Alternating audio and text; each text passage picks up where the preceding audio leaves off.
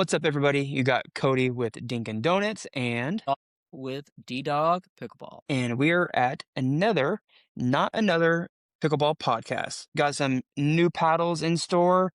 Today's gonna be a little bit more of a kind of like first impressions, just based on unboxing and kind of like the feel. I haven't got a hit with them yet. I've been on vacation, which we will cover. Dawson's had a little bit of some setbacks, which we will cover. But before we dive in, let's talk about our sponsors. So last time we had a new hydration that I was highlighting, and they have officially came on as a sponsor, and that is Holy Drink Performance. Like I mentioned last time, they have their in-game hydrate, their like pre-game electrolyte caffeinated mix, and then their post-game recovery drink mix. Dawson and I both have submitted our flavor requests for the pre, post, and in-game flavors, and we're just waiting on that to arrive. Once we get that, we will give you guys on the next pod, we'll probably jump into a little bit more on how it made us feel before, after, and during. But I got one packet left of the in-game hydrate. I absolutely love it. It tastes great, doesn't upset my stomach, and it doesn't doesn't make me feel all weird like other drink mixes do. And it tastes really well. And then our second sponsor is Yes, we have Flickweight as our second sponsor. My personal favorite accessory of theirs, the weighted paddle bands that you put just above your grip. I have here, this is the 6. I actually went back and I've been doing some experimenting with kind of the middle weight of them. They usually go in 3, 6, or 9. And so definitely enjoying these. But they also do tungsten tape. They do the weighted cap coins. They do weighted butt caps. Pretty much most paddle accessories you can think of, Flickweight covers. A long-term sponsor of ours. We definitely appreciate Flickweight and the Flickweight family. absolutely. Hey, Flickweight, we also are running a little low on some tungsten tape, Yeah, especially I was about Dawson. to say we're due for a re-up.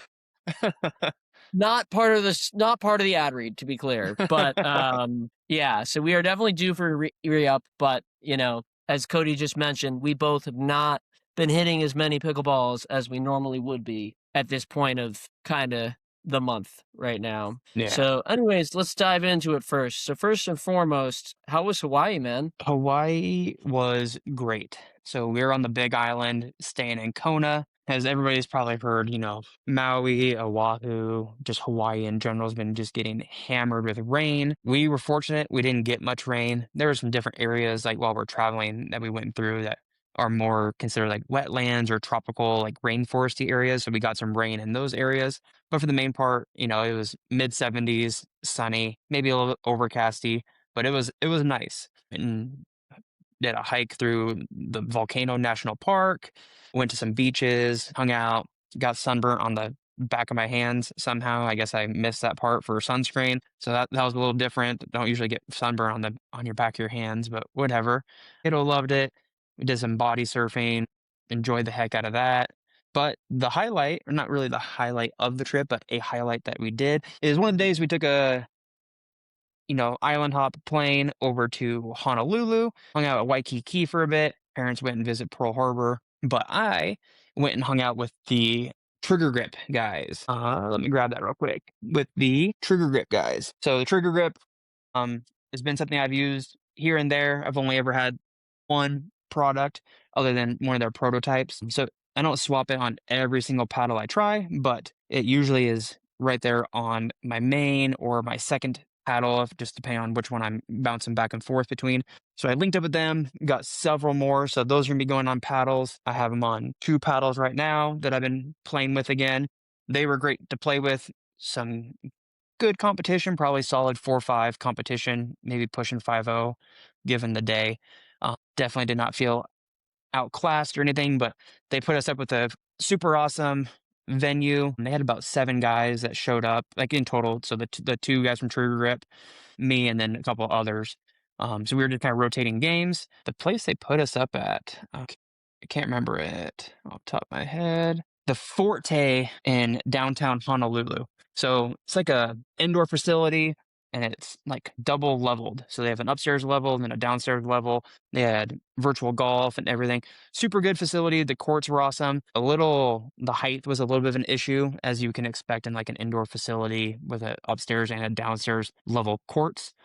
So really there was no lobbing But other than that, super cool facility. I can throw in a couple of photos during edit for it, but super, super awesome. And yeah, that was kind of a super cool thing. They are coming out with a new product, hopefully in the next month or so. So hopefully on the next podcast, we can talk about it. I didn't really chat with them about if I can disclose their new product or not, but we'll see how they compete in the market with their new product. But trigger grip is awesome. I find it very helpful for my backhand flicks. It locks in my drives, kind of like steadies out the hand, so I don't get any like hand twist or my hand slipping with big swings. I actually found it very beneficial to like developing my two-hand backhand, just having like a solid point of contact for like my left hand pinky. So it sits like on that shelf. So that made it more comfortable for my two-hand backhand that I've been trying to develop. But super awesome company, super simple, slides on onto your handle, then you over grip around it. It works as a standalone thing with just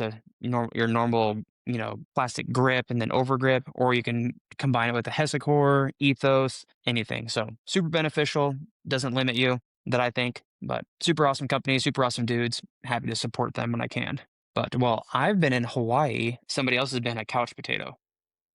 Not quite a couch potato, but not far from it. I did a mini trip of my own during your Hawaii trip, not nearly as long. I went to Nashville, Tennessee for the first time. So, yeah, so that was exciting, but it was pretty quick. I was only there, really 3, 4 days. So it was pretty quick. I left that Tuesday evening of last week, pretty late in the evening, and then got there a little before midnight, and then was there Wednesday, Thursday, Friday, and then Saturday was the travel day, but we didn't fly till the evening, so we were there for most of the day Saturday and just kind of did the, check out early and then hang out, see the sights one last time type of thing. But it was fun. Saw the Country Music Hall of Fame, so that was pretty cool. Saw the Grand Ole Opry. I think it was called the Sprocket Rocket. It's one of those like you bike and drink kind of tours, and then did a bunch of sightseeing and photography and kind of just travel-y stuff. Nothing really super pickleball related, but it was some nice time off from it. And as I'm about to get into, unfortunately, I had had a very long 3.5-hour session the Sunday before it, and then went to my day job the next day, and my left leg ended up completely cramping up and giving out. And so yeah, so I ended up I have a little bit of a cartilage issue, my left knee at the moment. There's some loose cartilage in there. So there's not really a lot I can do for that, unfortunately. I did just have an X-ray and an MRI, and I have kind of the steps that you take after an MRI with an injury. But thankfully, nothing was torn or anything like that, or sprained badly. So I can pickle again, and I am actually for the first time later this week on the weekend. So I'm very excited by that. But yeah, so I've been out probably a little less than a month so far with this. And I just did kind of my first real lower body, at least physical activity outside of walking, probably in 2, 3 weeks yesterday. And it was all right. But yeah, so I've been very careful about that. So I've actually been diving into the world of like knee and leg compression and all that stuff for when I get back, because I'm gonna have to wear that for a while. But other than that, doing good. Definitely very much behind on reviews because of it. Yeah. Yeah, so I have 1 or 2 reviews, and I put a message out on my Instagram as well, explaining a little bit of this. I have 1 or 2 reviews that they're gonna be late, and it kinda is what it is. Not really anything in my control, unfortunately. But yeah, the good news, I think the silver lining there is that it wasn't anything, worse per se, and that it is kinda something, I don't wanna say chronic, but it's almost like that. It's something that I'm gonna have to deal with probably for the next coming months at least, if not a little longer. So definitely looking forward to hitting again, though. I do very much miss it. And this has been it's been weird without this kind of part of my life, is how I'll put it, per se, for the past few weeks. It's just been very different. But with that, I will say this. I think there was a week in there that outside of my knee, it was the best the rest of my body had ever felt, because I wasn't sore from playing a bunch of pickleball. So yeah, so, eventually, once my knee stops being swollen, and swells down, I think it'll probably be the best my knees have felt in probably a year to 2 years. So that'll be very exciting. But yeah, I guess that's kind of the update for me. And on a more upbeat side of things, let's talk paddles. Well, let's talk paddles. Let's start with my top paddle, which is the one that came in a super nice box with a bunch of other goodies. Let's do the Hudaf Viva. You got that one ready, Dawson? Oh, yeah, I got you. Oh, there you I was are. about to say, oh, yeah, you can't see my screen. Right? Yes, I'm holding it up right now. It is the Hudaf Viva SCF1. And I will be fully upfront. I may or may not have said the name wrong in my unboxing video that I did last Oh week. man, So how'd you pronounce it? I think I just said Hudaf Viva or something like that. I didn't say the SCF1, and then I Uh, looked further into it and noticed that after gotcha. because it was a true unboxing. I just had opened it out of the box.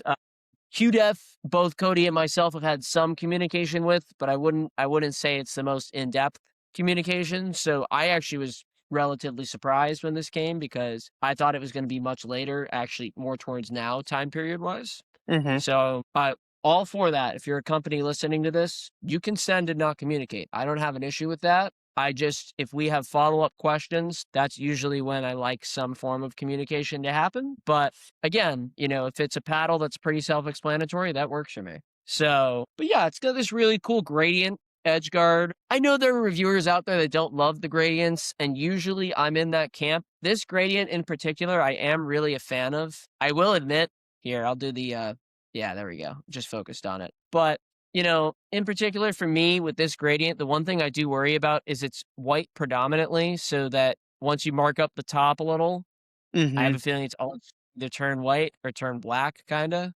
Yeah. That'll be interesting to see, but I do really like the hints of blue with the white gradient. I actually really like the shape, looking at it from a cosmetic shape standpoint. It honestly reminds me a lot of the Luz Cannon shape. Yes, it Um, does. which is an elongated shape that is honestly probably one of, if not my favorite elongated shape. It's definitely up there.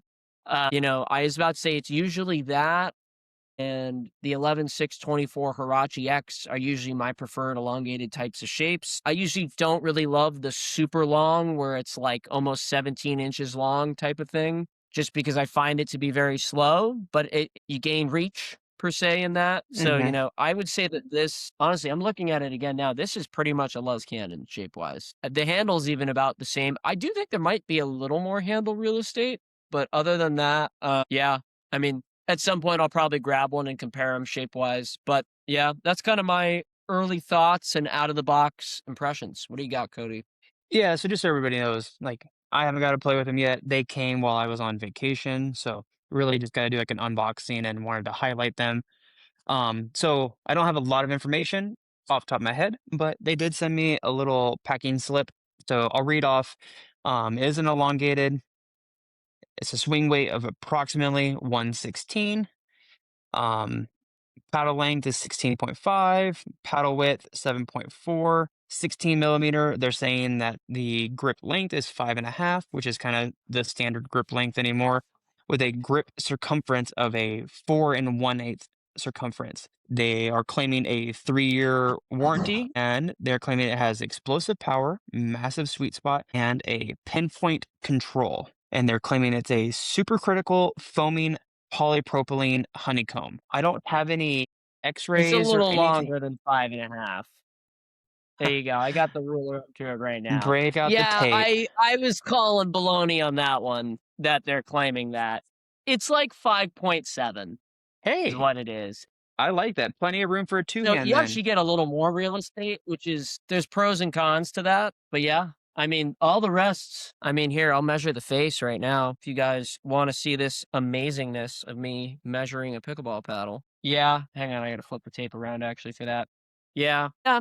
Those specs about match up. Let me just do the handle down quick. Yep, 16.5. There you go. Yeah. Well, hey, I will On the give them a dot, I'll give it's a them a 7.4 positive this on that. side. They're spot on with that. Yeah. I was about to say, usually dimensions wise, in terms of the full paddle, companies are pretty good about it. It's usually the grip and kind of stuff like that where they they kind of just round up or down per se. And But I yeah, actually just took the plastic off my handle. So mine came in at 8.3 ounces is what they have written on my little sticker. yeah. So Yeah, mine came in around that as well, so that's fine. I believe I ran swing weights for this and put it in the little database that you and I have going. I think it was a little less than 118 for me. I think it was like mm, 115 or this is 116, but, you know, 116, it's Dawson. yeah, okay. So then, yeah, it's 116. in the ballpark then. Yep. Yeah, Okay. I mean, give or take Yeah. a point So or it's two. give or take a point, that's not really a big deal in my book, to be honest. I will admit, once you go past 2 swing weight points, you do feel that in the hand for sure. To what severity, I think depends on the player. For me, as someone that prefers their paddles not on like the crazy light side, but on the lighter side, whereas Cody, I would say if anything, you prefer them a touch heavier than Yeah, I would. So, I think that kinda could be interesting for each. I don't think this is a heavy paddle by any means, though. I think it's very maneuverable and light, I usually weight at mine least up to like stock for what 130. you hear. Do you really? I was That's just throwing. crazy. Like, I'm usually like probably 130 like would be insane. Dude, you're I'm usually like pushing probably like you're entering 121. I mean, listen, like, I used to swing a tennis racket that was a lot more than 130, but, like, that's pretty crazy, like, for a pickleball paddle just because of how small it is compared to Yeah, that. I was joking. Yeah, I know. But yeah, look, it's a pretty paddle. I'm looking forward to hitting it. This is actually going to be the first paddle I hit when I return to the court this weekend. So I'm very excited about that. No long term frit solution on this Nope. for those curious. Just regular peel ply, raw carbon fiber face, which for those that are kind of disappointed in that, I think it's going to take time for companies to adopt these things.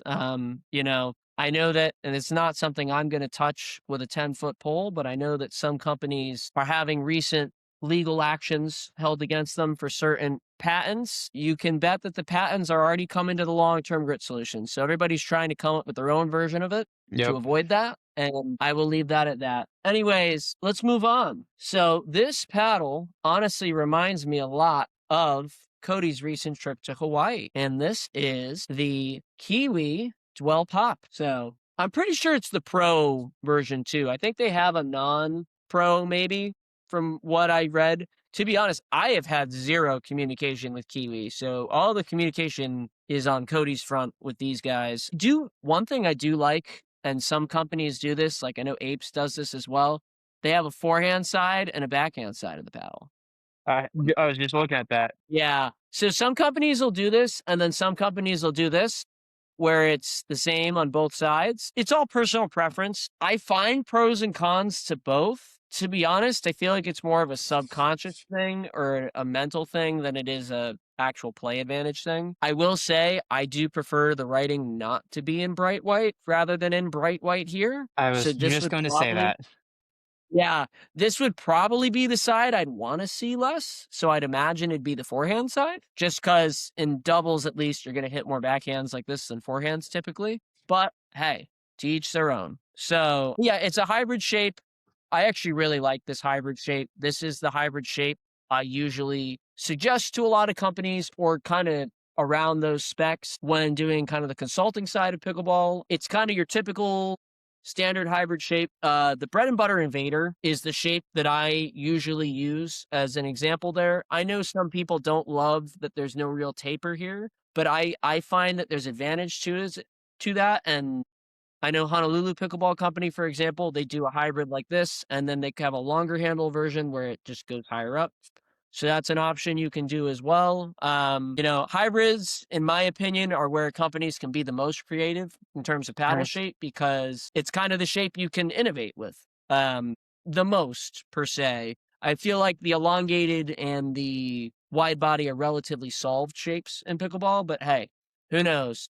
Maybe Selkirk will finally figure out the throat hole thingy. So, and some of these other companies that were trying to do that. So, As what's James up? Ignatovich says, I have no problem with an open throat. Yeah, buddy. All right. All right, James. Anyways, yeah, that was funny. I love that clip, by the way. But yeah, I mean, again, Cody and I have not been on court. We haven't hit these. These are fresh out of the box. All I did was put an overgrip on them after doing kind of swing weights, twist weights. I can tell you right now that this is like the most stereotypical hybrid in my database in terms of swing and twist weight. I think it was like 115 or 116 swing weight, like a 6'5" twist weight, like all good numbers in terms of the number stuff. Nothing really bad or like standing out. And that kind of is how I want to think of this paddle playing wise. From what I've been told from other reviewers that have hit it and people that have hit it, I've been told that this thing hits hard, like real hard. So I'm Okay. excited for it on that part. But yeah, I mean, 16 millimeter, black carbon fiber face, no long lasting grit. This is a true 5.5 handle right here for those curious. It does have a little bit of high grip room. You guys will notice with me, I grip right to the bevel unless I know I want the additional room. And the reason I do that is because high gripping does actually slow your hands down just a smidge, believe it or not, because you're adding mass to the paddle. So I have paddles I like to do it on, and I have paddles I don't. But yeah, so that's kind of where I sit with it. What are your thoughts on the Kiwi? Like you said, I will clarify that these are the Dwell Pop Pros. You were saying that they have Yep. the non-pro, but on the non-bright side, it does say Dwell Pop Pro. Yeah, it's So the pro. yep. And what I was reading while you were talking was the outside of this. So it says final inspection. We innovate. We've studied it, measured it, mapped it under lab grade equipment. Then we asked, what if the whole face felt like a sweet spot? Advanced core mapping, layered carbon, inspection passed. We are not chasing trends. We are chasing the perfect game. Every Kiwi Labs paddle is born in a process we control from raw. So that was interesting to that they put that all around like the edge of it. I'm super Yeah. interested. I haven't talked to other reviewers yet. You were the one that kind of told me to reach out to them and see what they'd be willing to do, and they were all on board. So I'm super excited.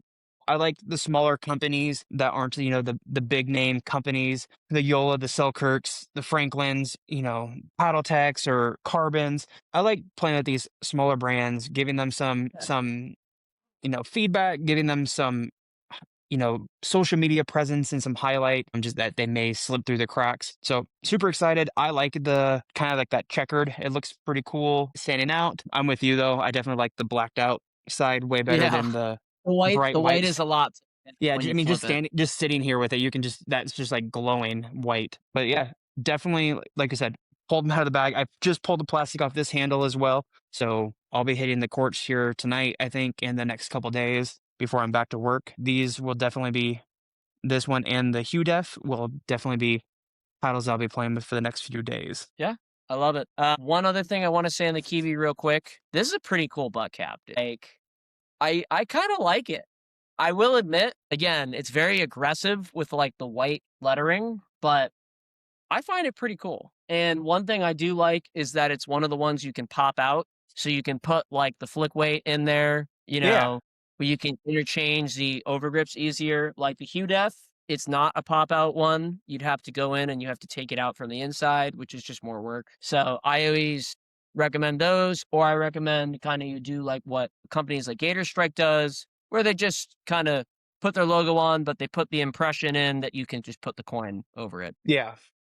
per se. So, but yeah, the next paddle, you are actually the only one that has it. So I'm looking forward to hearing what you got to say about it. Yeah, so this next company was one that reached out to me. They jumped into my messaging. I had seen them kind of like come across like social media, probably just from like how the algorithm works. Hadn't heard of them before, so I added them. And then about after a week, they had reached out and wanted to know if I'd be willing to do a review. So I was like, hey, absolutely. It kind of fell during like, prior to vacation. So I gave them the disclaimer that, there were some paddles ahead of them that are on my solo review, that we've talked about on the podcast before that I need to get out there. So, they were on board with that. So that paddle came and it's through Ryzen. This is the Ryzen Ascent.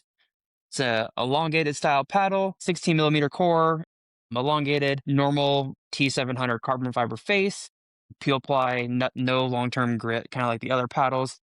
does feel like a little like it does feel like it has some pretty good texture from that T700 carbon fiber and just very clean. Not a whole lot of decal, not a whole lot of, wording on it, just very clean. And the color, you can't tell in this light, but it's like a green mint and it's all across the edge guard. The edge guard doesn't feel cheap, but I like the green mint. But like we've been talking about with the Hudaf and it's gonna scratch up. You're gonna cover it with lead tape. You're gonna cover it with an edge guard tape, so like that green kind of goes away if you do Yeah. cover it. But I mean, at least that will be that will be black on both sides. Probably up on the top bar, we'll have a piece of black, so that green mint color kind of starts to fade. I don't have any packing slip or information on it, but it feels similar to the Hue Def and the Kiwi, like a 5.5 inch handle. Probably a little bit the grip, the stock grip that they put on it feels a little bit more like cushioned than the other ones that I'm noticing. So if you like a little bit more of a soft stock grip, I never take these off unless I throw like a Hessicore or anything on there. I usually just wrap over the top of them. But I've Oh, been noticing really? that, yeah, these will stay on, and then I just over grip over them. But I've been kind of getting to a point where I've been getting picky where I don't like the super like squishy, like soft grip. I like to feel the bevels a little bit more sharp in my hand. And so this one might come off and then a double over grip may go on it. But again, super newer company. I want to show support to the smaller brands that are, putting out paddles, reaching out and trusting, small reviewers like me, like you, to review their stuff and kind of promote their brand. Excited to try it out. It feels pretty light, like just standing here, just kind of moving it back and forth from my hand. It does feel light. Actually, probably fairly balanced too. Maybe slight towards the head, but not a lot. But all of these paddles, fit my style as far as the elongated, hybrid, and then a standard shape. Those are kind of like how the order go in. So between Ryzen being elongated, Hudef being elongated, and Kiwi being hybrid, it's kind of fits the mold of style of paddle shape that I like. But we'll have to get you in contact with Ryzen so you can get the next time when we actually talk about the playability and what we thought about on-court impressions. It'd be nice to have, a conversation about it instead of me just highlighting it solely. But if we can't, Hey, then we no got no no big issue deal. with you highlighting for a change. I feel like Yeah, this is normally me, so I don't mind it. no worries, no worries. But again, guys, we haven't hit any of these, so it's very just kind of like first impressions out of the packaging, out of the box, however it came, and kind of a little bit of just the stats behind it on the shape, size, grip, length, everything like that. So stay tuned for the next one when we go through actually the actual playability. But outside of these paddles coming in, before we jump in, did you get any other paddles that I'm not aware of? You didn't add anything to our conversation. No, I was about to say that's exactly it. It's been shockingly quiet after what I think might have been the busiest paddle march I have ever witnessed in pickleball Yeah, in I was my busy. now pushing 7 years in pickleball. So, it was a busy March, and it's been a pretty lax April so far. I've got no issues with that. I will admit I'd like to see maybe 1 to 2 more paddles a little more consistently here and there, but, I do think that it's either leading up to something big or it's leading into a lot more small conformity of, maybe we change now more towards a more durable this or a more long lasting that rather than Yeah, just, oh, we have a completely brand new gen that's going to knock everything in the market off the shelves. Like, yeah. I'm hoping eventually we kind of leave those days behind while still seeing innovation, but I think Chris from Pickleball Studio touched on this really well in one of his recent videos is that, innovation a few years ago used to be an entire new generation of a paddle. Now I feel like innovation is more of, hey, it's more durable. We have a better warranty. The grit's a little better. The handle's actually the proper size for you to fit two hands or one hand on it, so Mhm. on and so forth. So it's kind of smaller stuff that adds up to bigger things, I think, for sure, on the innovation front. But yeah, no, one thing I am curious about though, just because although it doesn't sound like it was much, you have played more pickleball than me recently. What do you have going on for events and tournaments coming up here? So last tournament was right before I went on vacation with one of my men's doubles partners. We both they had a somehow I did a last minute change the day before the tournament based on one session of gameplay and decided to do a complete paddle flop of what I was playing with. That may have been part of it, but we did not do so hot in that tournament. So we have a probably the biggest tournament locally coming up here in the middle of the summer. It's called the Coeur d'Alene Classic. Coeur d'Alene's the city, the town I live in, and it's a classic. So it actually brings some good quality play, and it's usually really, really hot during this tournament. He and I were talking. Usually we've been playing like the 4-5 plus, but in this next tournament, they actually do like 4-0, 4-5, and then they have the 5-0 division. And I think we're going to try to take that jump into the 5-0. I did last year with a different partner, and same thing, kind of like we didn't get blown out in our games, but we didn't, do well to move on into like the playoff rounds. I will say that heat was definitely a big factor, and the fact that my partner had like flown home from Hawaii like 12 hours before our tournament. So he was like jet lagged and on a different, like, 3 hours difference of time zone. So just making excuses. We didn't do well. But that's the next tournament that I have coming up. That same partner and I have talked about traveling to a couple of different areas to try to just get outside of like, because the tournaments, all the local tournaments are the same people that we always play with, whether it be in the same Yeah. tournaments or recreationally. We're always playing. So it kind of, your duper, if you're chasing, trying to improve your duper, it kind of always stays stagnant because it's always the same Yeah. people. So one time you play them, you win. Next time they win, and it's just kind of this back and forth game. So you kind of stay stagnant in that level, and just this everybody knows each other, everybody knows your style and what you're doing. So there's really no difference. So he and I have talked about going down to Boise, Seattle, maybe towards like Oregon. I'm gonna try to see if he wants to take a trip down to Arizona because I have some family that lives down there that we could go stay at. And just the venue down there, depending on what venue it's at, is super cool. I've played there before. So that those are kind of like the goals I have, is at least to do like one travel trip. And I would like to go down to Nice. Arizona. It's just trying to get him to want to go as well because I know it's, cost effective. But for me, I'd rather go travel. Arizona's a stretch, but even like Boise or Seattle or something like that, it's not super far for me. But if you're still going to pay the $90 entry fee or, plus your event, I'd rather go pay a little bit of money in gas or a quick plane ticket to go play different people, get a little bit different experience. Because, like I said, it's just kind of getting stagnant playing in local tournaments. So I'm kind of getting burnt out on that aspect of it. But that's where I'm at on upcoming tournaments, events.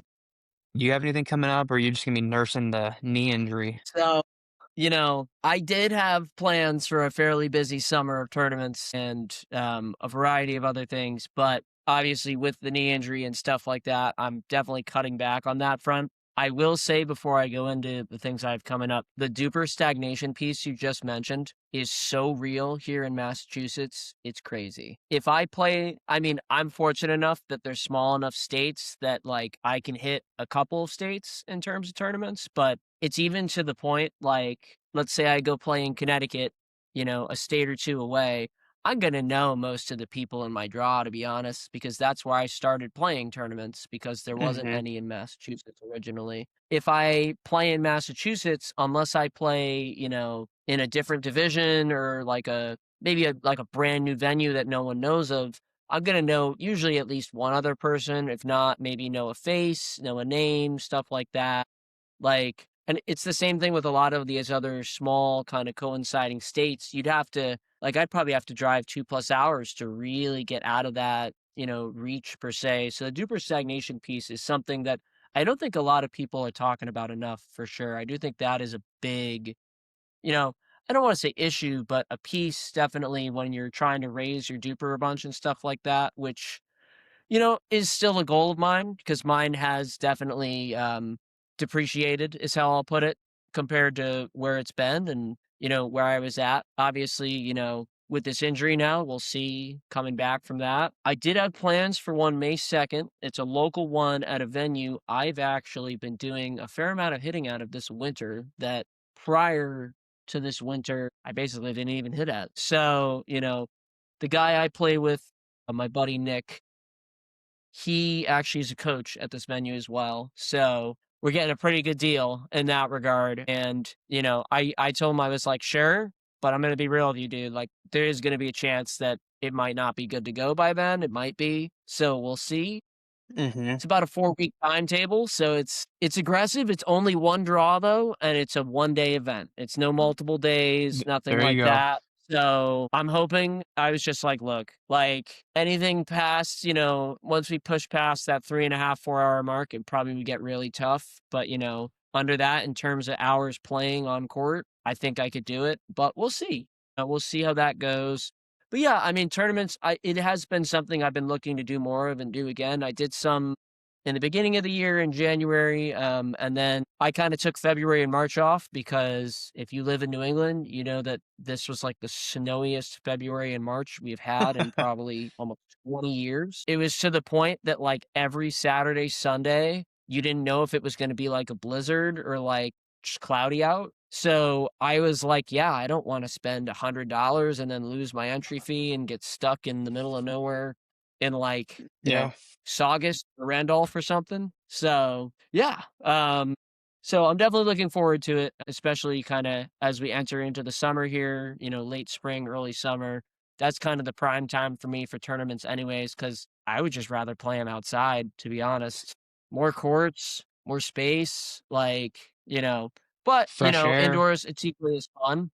But yeah, anyways, now it's time for my personal favorite question of the podcast. What is your main of the week, sir? Oh, man. So, main of the week comes down to 2, and it's just because no rhyme or reason. It's just the paddles that I took down to Hawaii with me, and we're gonna go paddle number 2, which is the Hirachi X Power 2, which has been kinda like my go-to paddle of for a while now, except for this is the paddle that I dropped the day before the tournament and went to the Aereo Cyclone. So I was rocking the Aereo, but before that, like, this has been the paddle. I'm like, "Yep, this is my main. This is what I'm rocking."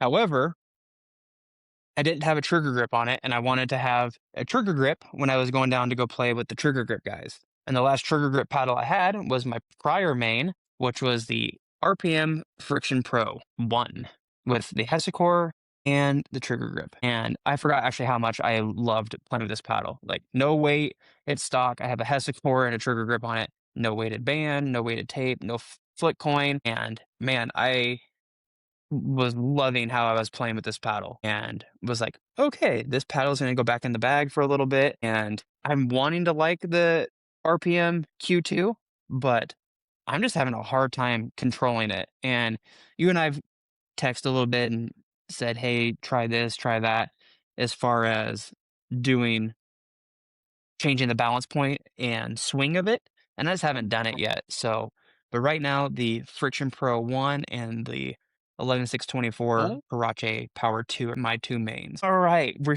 back again. More technical difficulties. We're going off main of the week. So, 2 mains of the week, they're the paddles I took to Hawaii with me, along with a couple others, but these are the 2 I played with. Number 2, which has been the main lately, up until I did a last minute change for that tournament, like I mentioned, is the Hirachi X Power 2. And this has been the main, but like I said earlier, I dropped it for the Aereo Cyclone literally like 24 hours before tournament venue, just because of how I was playing with the Aereo Cyclone. Aereo Cyclone's awesome paddle. I still like it, but this has been my main. It's not top tier power, but it's low tier power. But I like the durable grit and the spin and shape of the ball that I can produce with this paddle, which is why it was in the bag with me. And now it has a trigger grip on it. all But right. while I was in Hawaii and playing with those guys, I only had one trigger grip. So I had to take the paddle that I had a trigger grip on just to show them support. And that was my RPM Friction Pro 1 with the trigger grip and the Hesicore. And man, I forgot how much I liked playing with this paddle when I was hitting with the trigger grip guys. I was ripping forehands, ripping my serve, and I was like, holy cow, like I miss this paddle. And I don't have anything done to this other like weight wise. All I've done is the trigger grip and the Hesicore and an overgrip. I have no tungsten tape. I have no flick weights. I have no weighted bands. It's just stock with a little bit extra grip. And I wish I could hit the RPM Q2 like I hit the Friction Pro 1. Because the Q2, man, I still can't control that thing. It flies off the paddle. All my shots are long. And it's just for whatever reason, it's like way too explosive. And you and I have texted a little bit, and you're like, do this, lower the balance point, yada yada yada. And I'm like, yeah, cool, I'll do that. And I just haven't done it yet. So I may have Well, to take your advice and actually do that. But I'll text you again after this, so yeah, yeah, definitely. I'll Honestly, refresh the advice. I really want to get the Friction Pro 2 because I'm wondering if it's just gonna be a toned down slightly on the power and pop compared to the Q2, but a little bit more than the Pro 1. But great paddle. I like both of them. They both hit great. Those are the two that I am running my mains as we speak. If I had to choose just the ones I was playing with mostly. Love it. I was about to say the RPM Friction Pro, the V1, the 14 is still my favorite 14 millimeter paddle, like to date for all shapes. Like, I just think the thing feels amazing and it plays great. I see a ton of them in the wild still. Like, for me personally, I honestly look at it as more of a 16 millimeter than a 14 because it doesn't play like a 14. So, Mhm. it plays like a 16 to me. One thing that has been on my to-do list that I did a little bit of is I compared it to the Gator Strike Gen 5X armor, which is a 15 of a Gen 4, and they have a similar play profile. So I almost want to classify that in a way as a 15 millimeter paddle, but there are some significant differences and shape differences. So it's a bit of a Yeah. reach of a comparison, but I just didn't have a lot of other 15 millimeter options. So that was the one I was using for that to touch on that. But yeah, so I can tell you this much. It ain't a 14 millimeter paddle that I'm maining. So no, like Shocker. we know that much. I like to stick with I anything already over know your 10. meaning. Yours never changes. Well, you might be interested then today. So, obviously, I've been hurt, guys. I have not played pretty much any outside of very, very light and minimal wall hitting. And because of that, I've been planning my return to playing and all that. And I want to get ready for this upcoming potential tournament I might have and stuff like that. So, I have my regular main, the Pegasus Power 2, which I am going to have a second main for kind of the spoiler here, per se, and still my go-to. I did tape over it because I am using real lead tape. I'm not using tungsten tape. It's right here. It's the .5 of lead tape. It's actually golf lead tape because it's the only lead tape I could find cheap on Amazon that did below 1 gram per inch. So it's by Golf Up. I really like the stuff though. It feels identical to tungsten in terms of the adhesive, but it has the stronger lead adhesive. And yeah, still love this thing. Still maining it. Probably still gonna main it come the next time we do this segment. But hey, who knows? I did He's one gonna thing keep mains maining I it until did they have the do. Power 3. I mean, hey, if we get to the Power 6, who knows? I did actually strip the undergrip on this, and I went to of the U Drippin Pro overgrips. This is something I do sometimes. I don't love, just like Cody was saying earlier in the pod, the feeling of some of the undergrips. So I did that with this. I will admit it is faster in the hand because of that. But you feel the difference. And the next paddle I'm going to show right here, which is my other main that I'll explain in a second is the Vapor Power 2, and I do still have the undergrip on here, and you can kind of even see it in them. Like, you can see how this one wraps more because there's less there on the wrap here, whereas this is more spaced out with the wrap. And I mean, they're pretty similar handles. The Vapor handle, you do get a little more real estate up here, so you can grip it a little higher. But yeah, and the reason why this is my second main is because during the hit before I got injured, I had done a lot of kind of showing these to other people and letting other people hit them, and it forced me to hit the Vapor a lot because a lot of people wanted to hit this. And I was like, wow, I forgot how much I like this with the new weight setup compared to the one than when I did the review. And I kind of have it as a backup main now, per se. The other thing, too, I am a little worried about is my mobility when I come back. So I think that .1 of an inch, well, small, could be helpful. It is a little heavier, obviously, because it's a little more paddle, but it's not enough that it's a huge issue for me. And these are pretty much both the mains, kind of like Cody just said with the Hirachi, low power category. To be honest, this stock to me is the highest tier of all court you're going to get in terms of stock. The second you add weight to it, I would put it on the very bottom of the power category. But in my opinion, that's like the hot place to be these days is you want to power. I don't think companies want to be the hottest paddle, with exception to maybe the Q2 and the boomstick, because both of those things slap the ball. I'm in Cody's camp with the Q2 as well. I can't control the thing. I've tried some of the adjustments that Cody suggested and they've helped, but I've also just tried playing with stock again, to be honest. And like that has helped as well. I guess the one thing I have going for me is that I hit a little bit of a lighter ball than Cody, since he hits a little harder than I do. So that, I guess, is an advantage in controlling paddles. But, you know, I wouldn't really call it much of an advantage because I think there's different aspects to the game per se rather than just drives. But yeah, so that's kind of where I sit with these. I am, Cody and I do both. I'm pretty sure we both still have to do full Q2 reviews. So I will be Yep. putting some time on that. I'm looking forward to putting time on the Hudaf and the Kiwi. One thing I do want to mention quick, just as a little kind of self plug here, is that I am giving away a bunch of the Gator Strike Vincius air controllers. I'm sorry, Vincimus. I butchered that so hard right there. Keep that. Keep that for the heck of it. Vincimus air controllers. This is just a Gen 1 raw carbon fiber paddle. I've teamed up with Gator Strike to give a bunch of these away. I know Cody did a piece of these a little Hmm. while back as well. So if you're interested, definitely check that video out on my channel. I leave instructions there on how to get in on the giveaway. And yeah, I mean, other than that, I do actually need to hit my Hirachi still as well a bit more. This is my least hit of the three. Shocker, I know. But yeah, so I'm actually looking forward to I have a bit of a new weight setup on here too. So I'm looking forward to hitting that as well. And other than that, yeah. I mean, definitely looking forward to playing, looking forward to seeing what new stuff comes out there. That's all I got, man. You got anything else? I think we've covered everything. We're good to go. All right. You still rock? We'll go one more. All right. On the main of the week. Are you still rocking your blue shoes from Montes? Yep. Montes? I got them right here, dude. I love these things. Here, let me hold up the right one real quick. Yeah, I love these things, dude. They are one of the only pickleball shoes that gives me an option for a wide or a regular fit.